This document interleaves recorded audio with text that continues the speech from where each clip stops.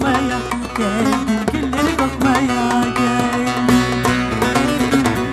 Kenarına güller koymuş, gülleri kokmaya geldim, gülleri kokmaya geldim. Haydi!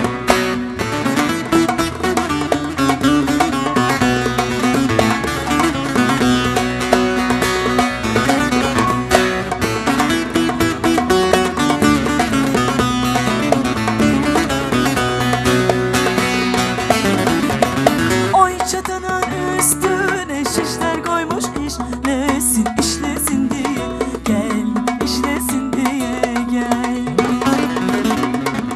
Oy çatının üstüne şişler koymuş, işlesin işlesin diye gel, işlesin diye geldim.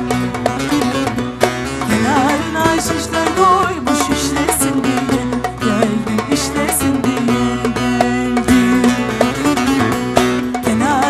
Şişler koymuş, işlesin diye gel, işlesin diye geldim. Haydi! Yaşa efendim, yaşa!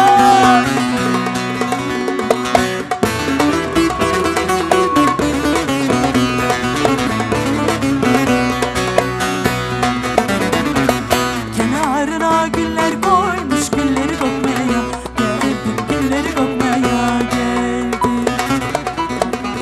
Kenarına